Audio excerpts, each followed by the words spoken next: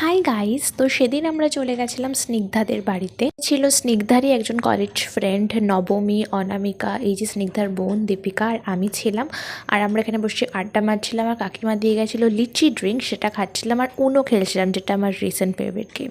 দেন আমরা চলে গেছিলাম লাঞ্চ করতে। কাকিমা দেখতেই পাচ্ছ অলরেডি সার্ভ করা স্টার্ট করে দিয়েছে আর বানিয়েছিল কাকিমা সেদিন বিরিয়ানি, যেটা অসাধারণ খেতে হয়েছিল। আফটার খাওয়া দাওয়া আমরা ঘরে এসে একটু নাচ গান করি, ভিডিও বানাই, আড্ডা মারি। দেন সন্ধেবেলা স্নিগ্ধা আমাদের সার্ভ করে আবারও কোল্ড ড্রিঙ্কস।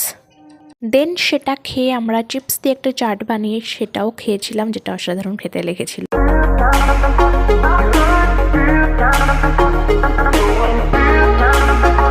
দেন এটা খেয়ে আমরা একটু সানডে সাসপেন্স শুনছিলাম, দেন আবার একটু নাচ গান করছিলাম, ভিডিও বানালাম, ছবি তুলে আমরা বেরিয়ে আসি বাড়ি আসার জন্য।